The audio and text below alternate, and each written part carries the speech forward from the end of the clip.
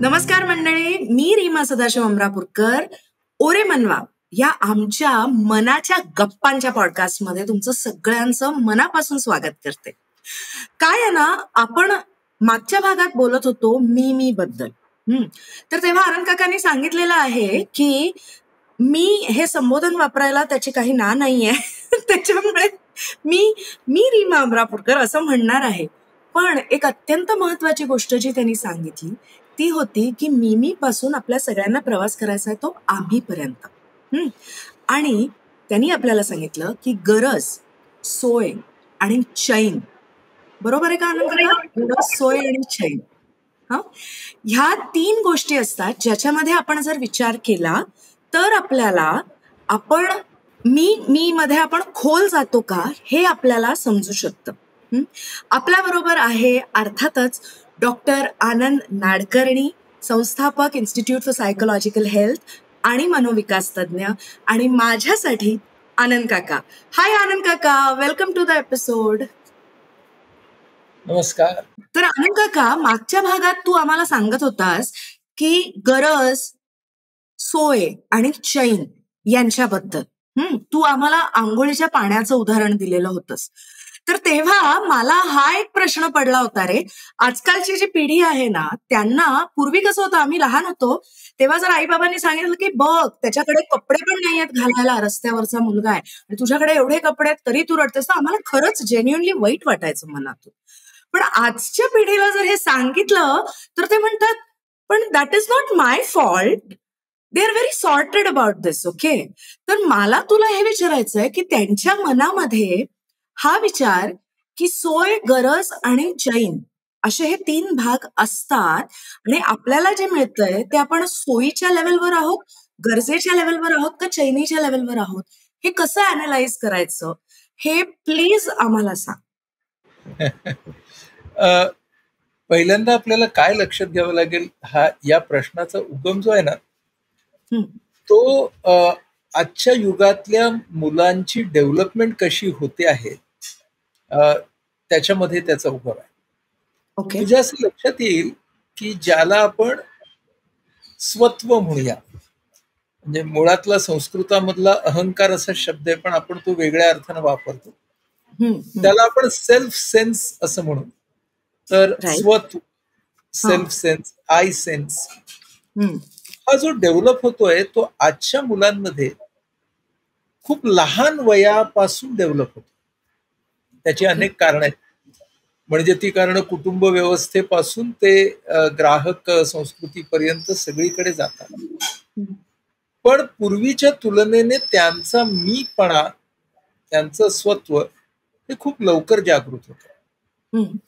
मग आता आपल्याला त्यांना आम्ही आणि आपण सर्वकडे न्यायचं असेल तर पालकत्वामध्ये ती वाटचाल खूपच लहानपणापासून सुरू व्हायला पाहिजे. बरोबर. हो. म्हणजे त्याच्यामध्ये पहिल्यांदा या मुलांचे जे सोशल स्किल्स आहेत, सामाजिक त्यांची कसबं आहेत, संवादाची, ऐकण्याची, बोलण्याची, ही एकाच विशिष्ट चौकटीमधल्या माणसांची कशी नसतील ते पाहायला लागतं. बघा मी काय म्हणतो. कारण जर आपल्याला त्यांना एका मर्यादित मी कडून आम्हीच्याकडे न्यायचंय तर मग त्यांची संवादाची जी सर्कल्स आहेत ना, कम्युनिकेशन सर्कल्स, ती बघ तुझ्या लक्षात येईल की त्याच्यामध्ये विविधता कमी असते. त्यामुळे मुळातच त्यांचा आम्ही पण खूप मर्यादित राहतो. सो पालकांनी त्यांच्या संवादामधली विविधता, मग ती भाषेची असेल, धर्माची असेल, सामाजिक आर्थिक स्तरातली असेल, कारण शाळेमध्ये सुद्धा मूल जातं ते त्याच सामाजिक आर्थिक स्तरामधल्या मुलांबरोबर खेळतं. बरोबर. तर खेळावं त्याने. माझं म्हणणं असं आहे की हे सगळं माझ्या आजूबाजूचं जग आहे ना, त्याची ओळख मला झाल्याशिवाय ना माझं मन हे मी कडून आणि अगदी मर्यादित आम्ही कडून विशाल आम्हीकडे आणि मग आपण सर्वकडे जाणार, हा एक पहिला मुद्दा.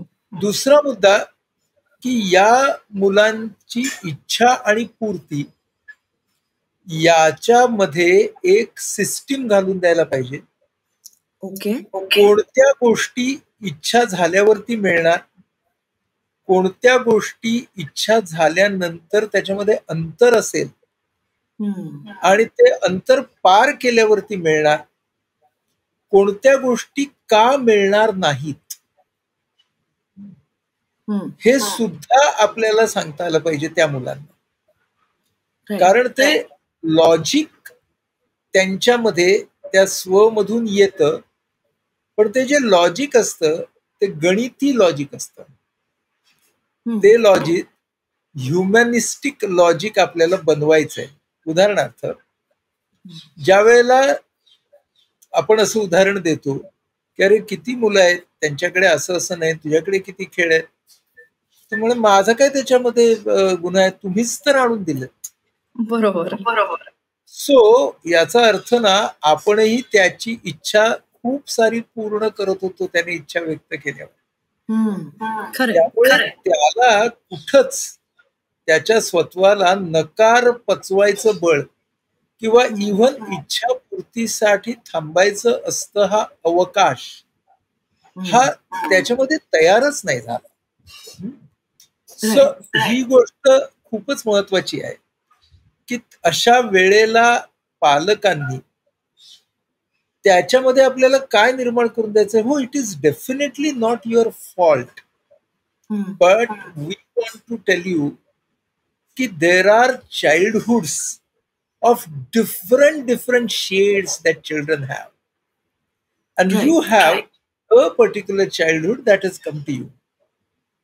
So we want you to be sensitive towards different prototypes of childhood.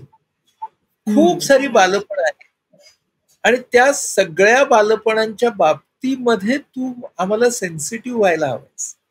आता हे वाचनातून सांगता येतं, हे त्याला आपण वाचन काय दाखवणार त्याच्यातून सांगता येतं, हे आपल्याला त्याला फिल्म्स कोणत्या दाखवणार आपण त्याच्यातून सांगता येतं.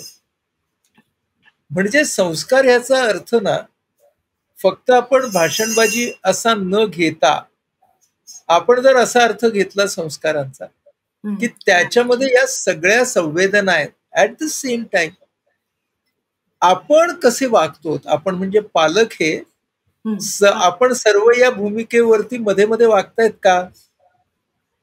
बरोबर. त्यांच्या व्यवहारामध्ये ह्या तऱ्हेची जाणीव ही सातत्याने दिसते का. आपल्याला जे सर्व सेवा देणारे लोक आहेत त्यांच्या बरोबर असलेलं पालकांचं वागणं कसं आहे. जो मिमीवाला माणूस आहे तो इतरांकडून सेवा घेताना तो स्वतःचाच हक्क समजेल आणि म्हणेल की आपण त्यांना पैसे देतो, मग त्यांच्याकडून काम नाही का करून घ्यायचं. तो त्यांच्या भावभावनांकडे पाहणार पण नाही. मग असे मीचे रोल मॉडेल सुद्धा मुलं पाहत असतात.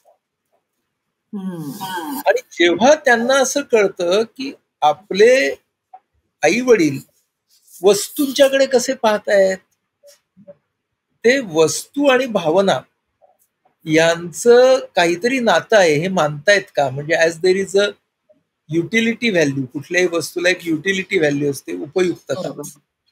कुठल्याही वस्तूला एक सौंदर्याची व्हॅल्यू असते, एस्थेटिक व्हॅल्यू असते. कोणत्याही वस्तूला एक प्रेस्टीज व्हॅल्यू असते, प्रतिष्ठेची व्हॅल्यू असते, उदाहरणार्थ दागिने. आणि कोणत्याही गोष्टीला एक इमोशनल व्हॅल्यू असते. या 4 प्रकारच्या व्हॅल्यू असतात कोणत्याही गोष्टीला. वस्तू तुम्ही घेतलीत ना, तर त्या वस्तूची उपयुक्तता काय, त्या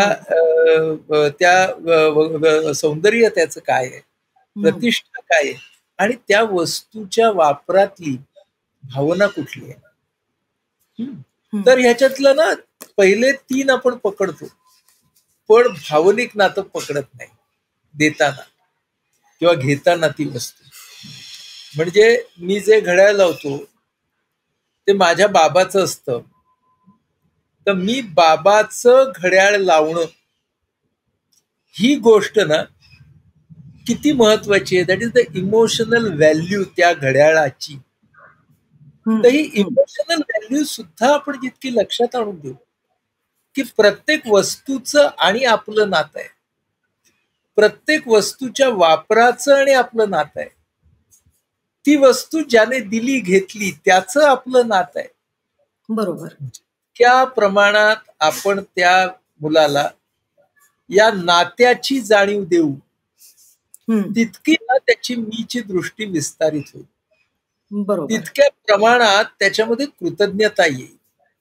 पण मी त्या मुलापुढे पालक म्हणून मी असं केलं, मी तसं केलं, मी होतो म्हणून हे असं झालं, आम्ही आहोत म्हणून तुला हे सगळं मिळतंय, असे आपण जर मीचे पाढे म्हणू लागलो रोज, तर मग त्यातला मिमीपणा उचलणं हेच महत्वाचं आहे, असा संदेश त्या मुलाला आपण देतोय की नाही.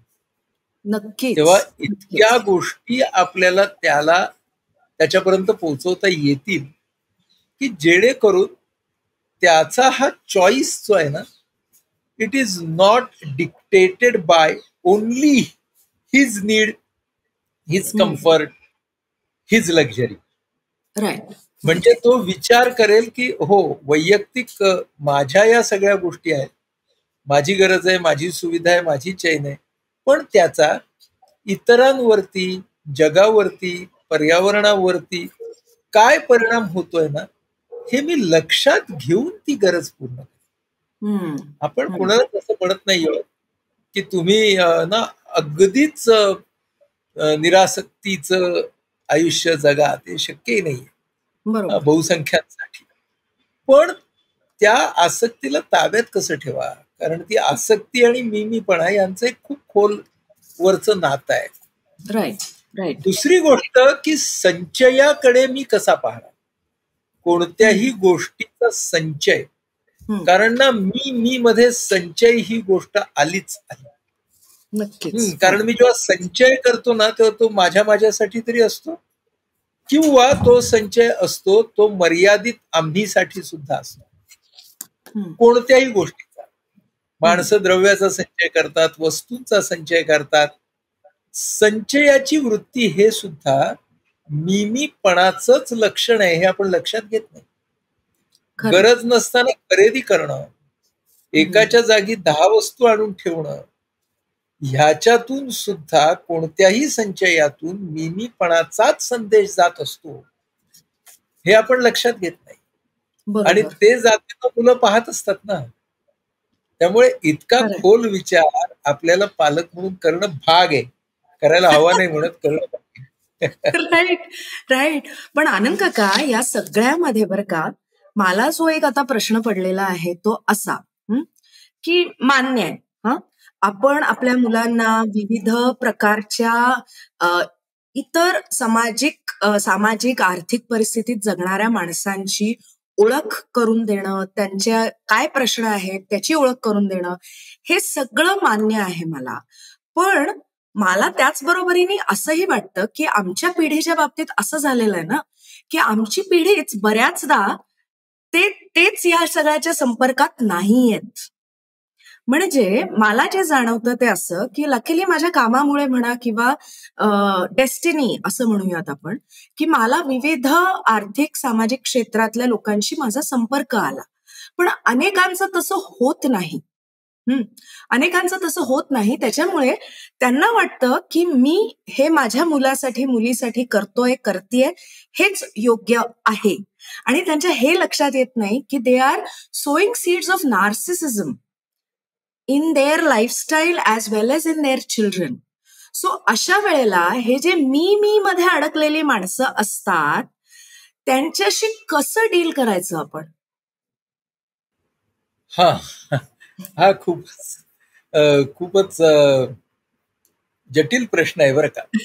की जी माणसं मिमीच्या सापळ्यामध्ये अडकलेली आहेत आणि ती आपल्या संपर्कात आहेत, किंवा अगदी आपल्या घराचा भाग आहेत, किंवा आपले मित्र आहेत, आपल्यात सुदैवाने दुर्दैवाने वगैरे दैव आणूया नको, आणि ही माणसं आपल्या संपर्कात आहेत, तर त्यांना डील कसं करायचं? तर मुळामध्ये ही माणसं वाईट नाहीत हे आपल्याला सांगावं लागतं स्वतःला. ओके. म्हणजे त्यांच्या बाबतीमध्ये ना आपल्याला एकच एक जजमेंट घेऊन बसता येणार नाही. राईट. बऱ्याच वेळेला ही माणसं आपल्याला अत्यंत त्रासदायक पद्धतीने वागतात, वागू शकतात. आणि म्हणजे त्यांचं वागणं ते इतक्या इरेसरीने डिफेंड करतात, बरोबर, की सगळ्या अग्रेसर वकिलांनी आपली खुर्ची खाली करून त्यांनाच द्यावी. इतके ते स्वतःची बाजू उत्तम मांडू शकतात. बऱ्याच वेळेला समोरच्या माणसालाच नंतर गिल्ट यायला लागते, की अरे आपणच चुकलो. त्यामुळे ह्या माणसामध्ये ना हा माणूस अडकलेला आहे, हा माणूस ट्रॅप्ड आहे. ट्रॅप्ड हा सापळ्यात अडकलेला माणूस आहे, स्वतःच निर्माण केलेल्या. बरोबर. हा माणूस आहे ना, तो त्या मिमीच्या डबक्याला महासागर समजून चाललाय आणि हा त्याचा भ्रम आहे. पण बिचाऱ्याला तो भ्रम कळत नाहीये. आता बिचारा म्हणतोय ना, तेव्हा मी सेल्फ पिटीने म्हणत नाहीये. तर हा माणूस असा असू शकतो, तो आहे. आणि माझ्यामध्ये सुद्धा ना हा अशा तऱ्हेचा मिमीचा अंश आहे हे मी कबूल करणं. बघा, माझा अशा माणसाशी वागताना जेव्हा माझा कडेलोट होतो आणि माझा मिमी बाहेर येतो आणि मी त्याच्यासारखाच वागतो किंवा वागते, तो प्रसंग सुद्धा मला शिकवून जाणारा असतो. नक्कीच. की अरे तू त्याने ज्या सापळ्यामध्ये स्वतःला, ज्या पिंजऱ्यामध्ये स्वतःला कैद केलंय, त्याच पिंजऱ्यामध्ये तू सुद्धा आता जाऊन आलास. Right, right. म्हणजे आपल्याला या माणसांशी वागताना त्यांना प्रत्येक वेळेला डायरेक्ट कन्फ्रंट करून चालत नाही. ओके. तर त्यांच्याशी वागताना आपल्याला तुझं हे वागणं मला पटलं नाही इथूनच सुरुवात करावी लागते. आणि तू तुझ्या वागण्याचा पुनर्विचार कर वगैरे असं सांगण्याच्या भानगडीत नाही पडायचं. पटलेलं नाही मला तुझं हे वागणं, तर मी फक्त हे माझं म्हणणं हे दाखल करत आहे. I am putting it on the platform, putting it on the table. दुसरी गोष्ट की या माणसांचा ज्या वेळेला चांगला मूड असेल तो आपण मुद्दामून घालवायचा नाही. कारण बऱ्याच वेळेला ह्या माणसांचा चांगला मूड असतो, ते पटकन बदलतात. काल केलेला अपमान आज सकाळी त्यांच्या लक्षात राहत नाही आणि ते दुसऱ्या सकाळी रात्री अपमान करतील आणि सकाळी एकदम म्हणतील की चल आज काय मस्त रविवार आहे, चल पिक्चरला जाऊया.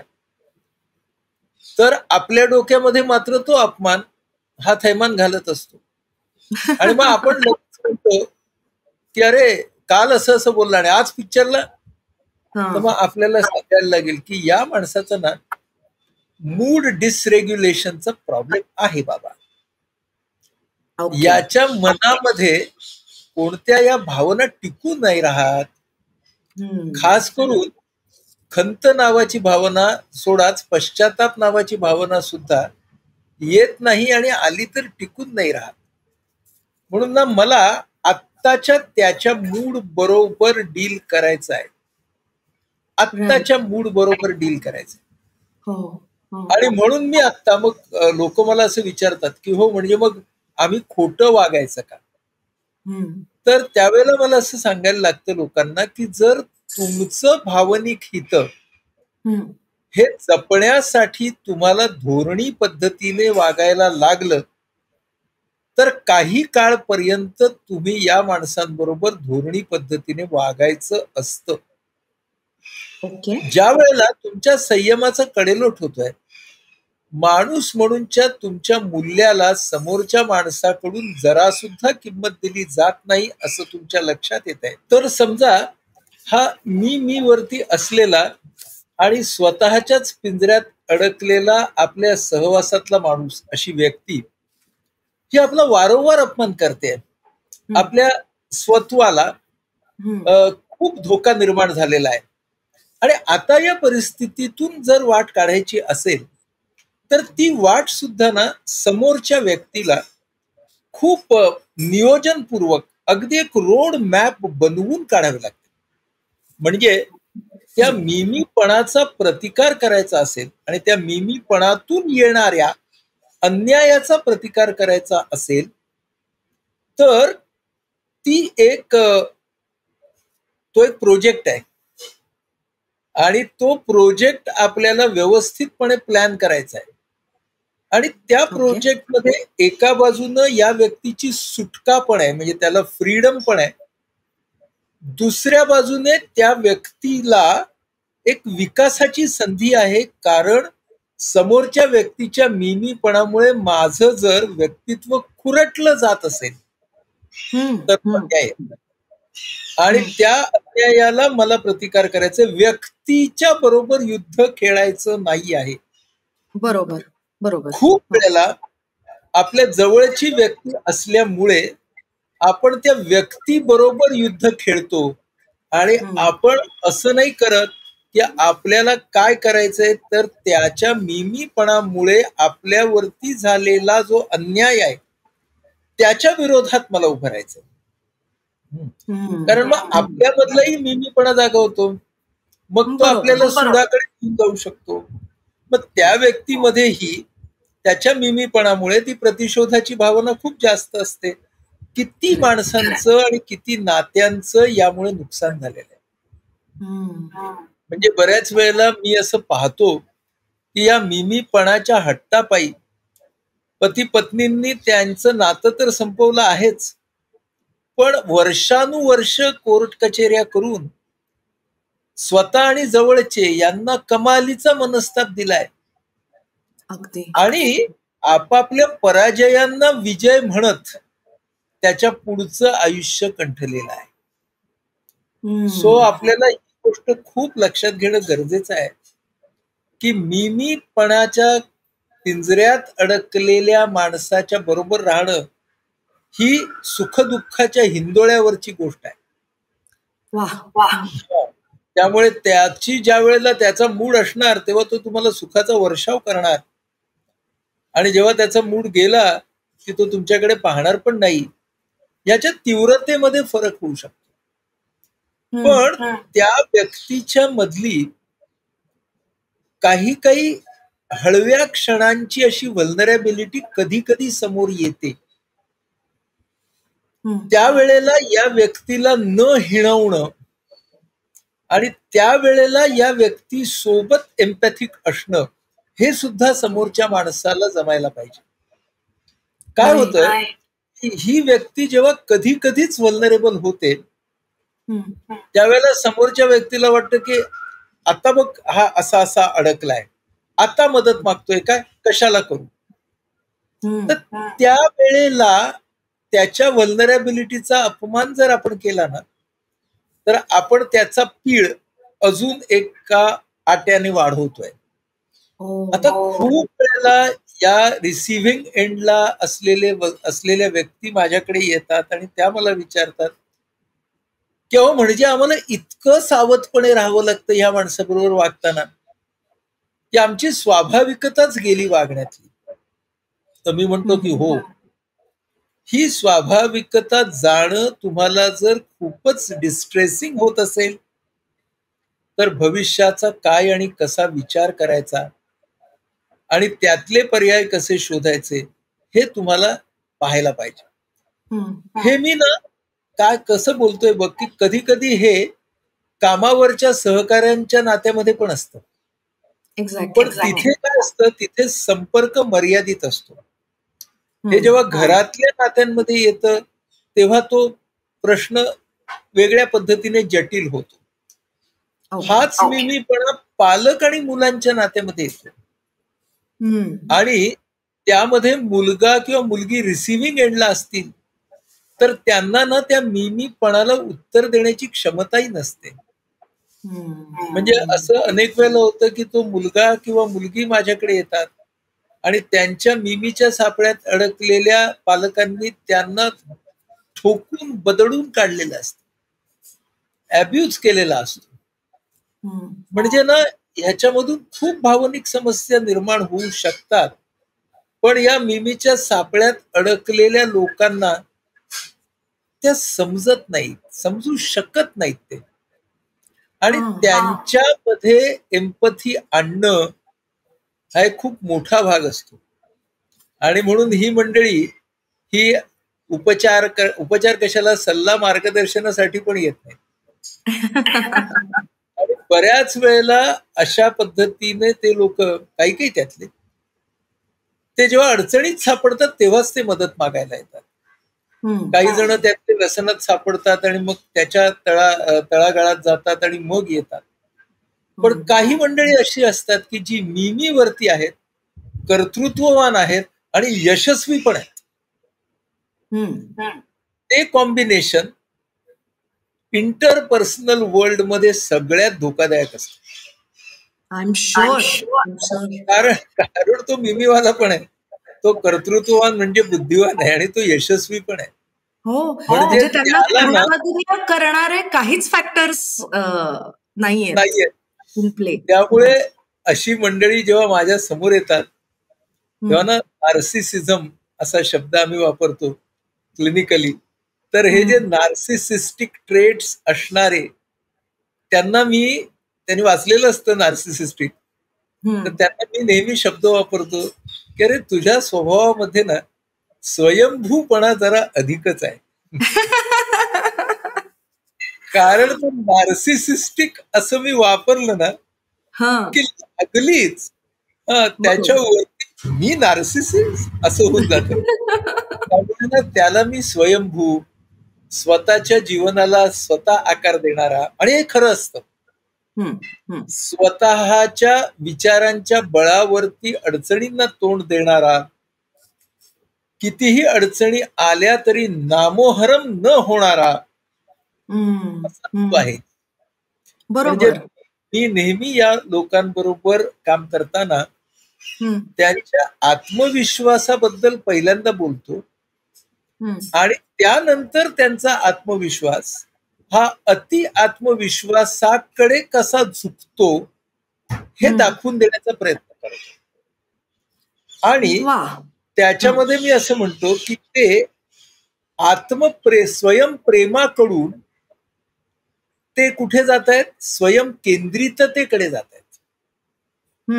हेही म्हणतो की स्वतःवरती प्रेम असणं ही चुकीची गोष्ट नाही, पण स्वतःच्या प्रेमातून स्वयं केंद्रित होणं इथे गडबड आहे. हे सांगताना तो त्या ग्रीक मायथॉलॉजी मध्ये हा नार्सिसस होता, तो अतिशय देखणा होता आणि तो स्वतःच्या प्रतिबिंबाच्याच प्रेमात पडला ही गोष्ट, आणि त्याच्यावरून ते प्रेम किंवा आत्मकेंद्रितता निघाली हे त्यांना सांगावं लागतं. पण त्यांना हे सांगताना मी तुला या तुझ्या गुणदोषांसकट स्वीकारला आहे हे मला ऍज अ थेरपिस्ट त्यांना सांगावं लागतं, त्यांच्यापर्यंत ते पोचवावं लागतं. कारण ते मी जर पोचवलं नाही तर मग ते गडबडतात. तेव्हा मला वाटतं या लोकांबरोबर कसं डील करायचं आणि ते मदतीला आले तर काय करायचं याच्याबद्दल आपण आपल्या पुढच्या एपिसोड मध्ये बोलू. आणि आनंद काका, तू जे आता शब्द वापरलास ना की नार्सिसिस्टिक म्हणण्यापेक्षा किंवा नार्सिसिस्ट म्हणण्यापेक्षा तू त्यांना स्वयंभू म्हणतोस. ज्या वेळेला आपण स्वयंभू हा टर्म यूज करतो तेव्हा त्याच्यामध्ये पॉझिटिव्ह आणि निगेटिव्ह हे दोन्ही ऍस्पेक्ट्स आहेत.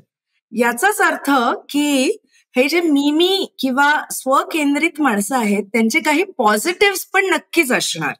सो पुढच्या वेळेला त्यांच्याशी डील कसं करायचं हे तर तू सांगच आम्हाला, पण त्यांच्यातले पॉझिटिव्ह काय आहेत हेही आम्हाला समजावून सांग नक्की.